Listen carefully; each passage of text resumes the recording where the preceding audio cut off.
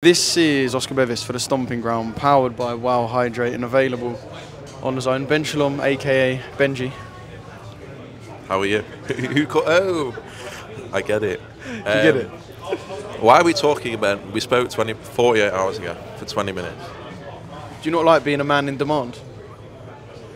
I was outside in the cold last night. You saw outside Twickenham Stadium doing YouTube interviews.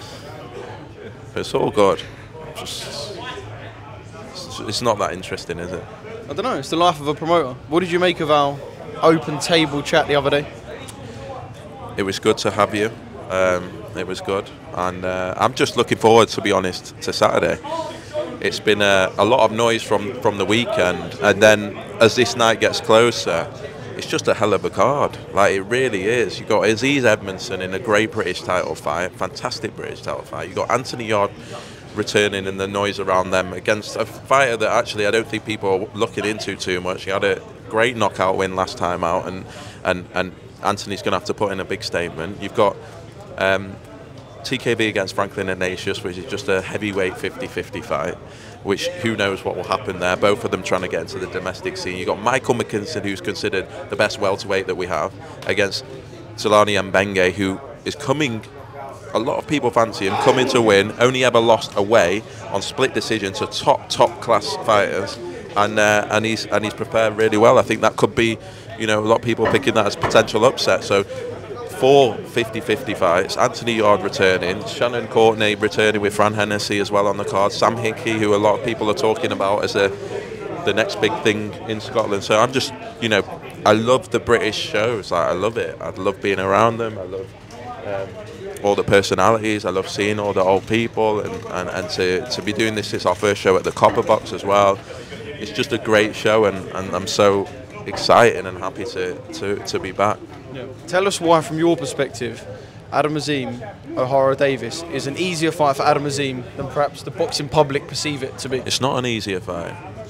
I don't know what's going to happen. I believe Adam Azim's going to win because I believe he's going to make a statement, and I'm seeing how much he's maturing outside the ring. But O'Hara Davies is a talented fighter, and one that is being written off because he had a first round defeat, which can happen in boxing. I'd be much more concerned if he looked terrible over many rounds. Anyone can get caught in this game at world level. So to be fighting for an interim world title shows where he's got to and what level he's at.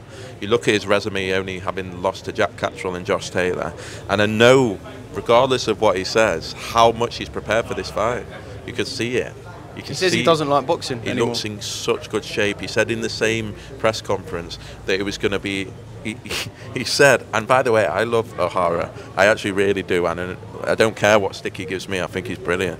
But he said in the same press conference that this was going to be his last fight, and then told me that he was going to fight on forever, and he's going to be fighting longer than I'll be promoting. So that's what you get with O'Hara, and I know from people in and around him how much he's prepared for this fight and how serious this is to him, and what a big moment it is for him, headlining as well, back on the big stage, and it's a massive fight for both of them. It really could go either way.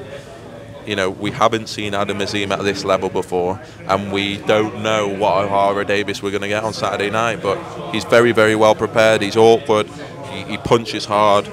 It's a massive step up. We didn't expect to be fighting O'Hara Davies. We believed we were fighting Harlem Eubank, and I believe, as Adam said yesterday, O'Hara Davies is a better fighter than Harlem Eubank, has achieved a lot more than Harlem Eubank, and knows this game.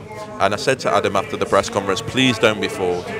And I know he won't be. He's the most professional lad,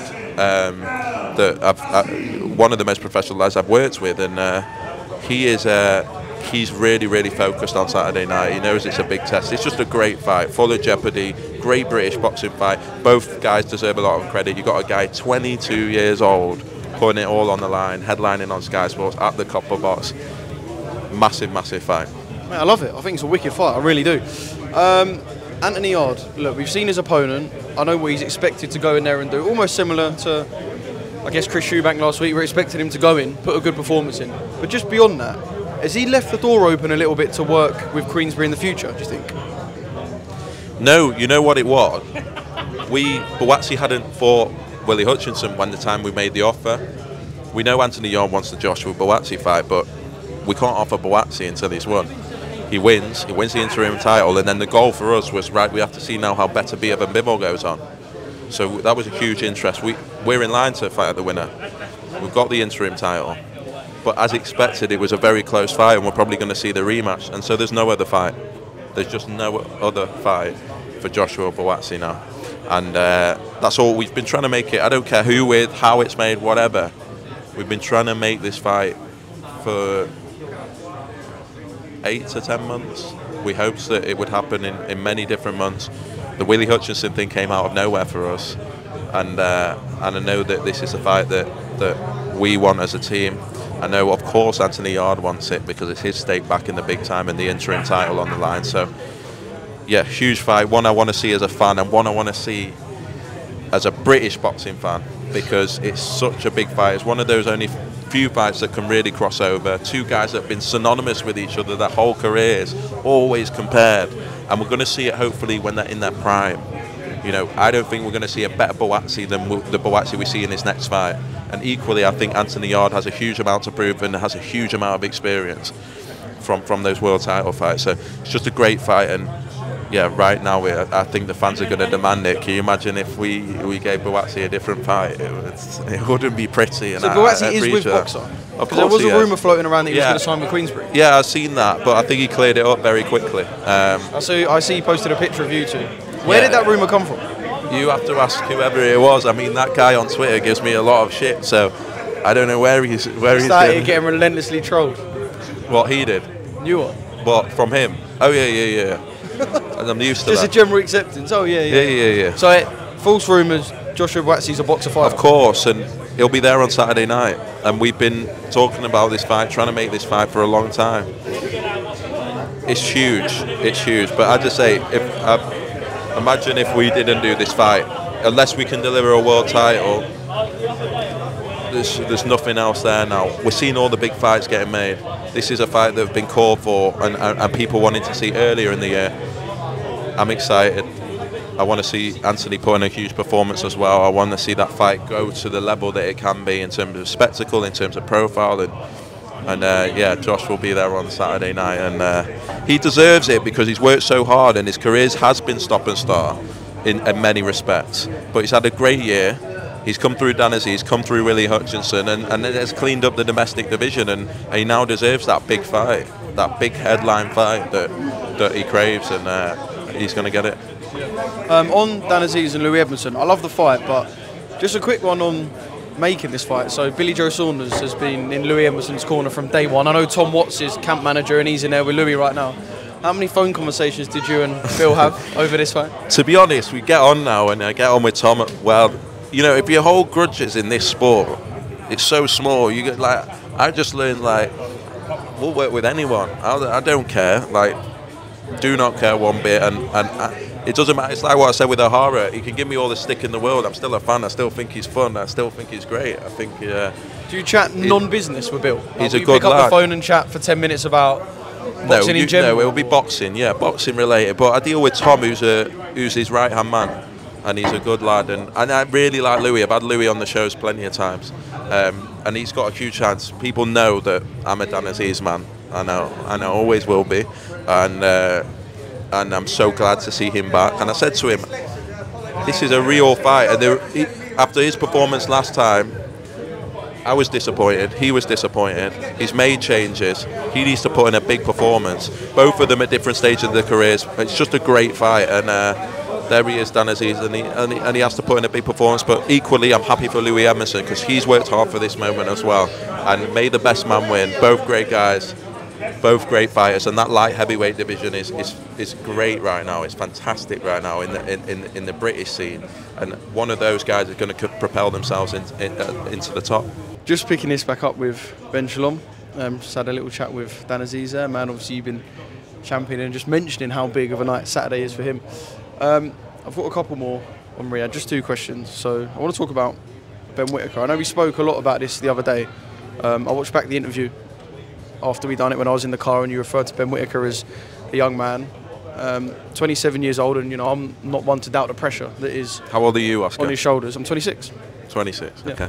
So I'm not one to doubt the pressure on his shoulders. Yeah. But you look at 20-year-olds, 21-year-olds, 22-year-olds who face defeat and have perhaps behaved differently in the face of that. Like I said, I'm not one to doubt that there's pressure on his shoulders, but to be calling him a young man when he's been through what he's been through in the sport, and that's kind of his selling point as well. This is a man with amateur experience. There's not a lot he hasn't seen for someone who's yet to even fight for a British title. You know, this isn't a guy who just walked into the gym, turned up and stepped into a ring. Look, I have sympathy for anyone in that situation. I have sympathy for Anthony Joshua every time he gets teared to pieces. People in the public eye, that they are young men.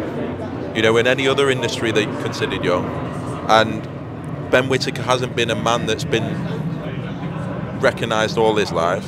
In the past year or two, he's become one of the most recognised sports people in the UK, and being torn down like this is a new experience for anyone. So that's what I'm referring to. You know, there is this culture in this country where the pile on when someone is perceived to have done something wrong is horrendous, and no one seems to care. No one seems to think about it. I'm not looking for sympathy for him. I am saying that I have sympathy for him. He is a showman. He does put himself in the limelight. That's his job. He's done extremely well with it, and he'll continue to do extremely well with it. This is a massive moment, and I'm glad that he's going to go through this, because he'll learn and he'll build, and he'll have to really look at himself in the mirror. But of course I have sympathy for him, because you tell me, there's not many people in their 20s that will go through what he's gone through. It's a unique experience. It's a unique experience to not be able to walk down the road. It's a unique experience to have people praising you, never mind that don't know you, never mind criticising you. And I know this is a bit of a deep perspective on it, but I have sympathy for all my fighters, because they go in there and they get judged by everyone. And yes, you got to take the good, and yes, you got to take the bad, and I respect that. But yeah, he's a young man that is going to go on to do fantastic things in the sport, and it's interesting to see how many people want to tear him down, and that's it. Just one more from me. What has he said to you personally on the phone? He's devastated. He's devastated because he's a perfectionist, but he's in good spirits because he's got a great family around him. And he's got a good head on his shoulders, and he knows what's gone on, he knows what's gone wrong, and he'll take the time now to make sure that that's right, and that's all you can ask for. And I genuinely believe it. I'm not making excuses for him. Like, I've seen a lot of people saying, oh, Ben's lying and Ben's this. I'm not making excuses for him. It was a terrible night. What more can I say? It was a terrible night, but believe me, he will use this, and we'll look back on this moment as the making of Ben Whittaker, and everyone needs these moments. Life isn't all sunshine and roses, as they say. It's not. You know, you have moments in your career which you need to reflect on, because you've lost track of what's important, and that will be the making of him. And yeah, let's see what happens. He needs some time. He needs to recover from his injury. But yeah, I think it'll be a big moment for him.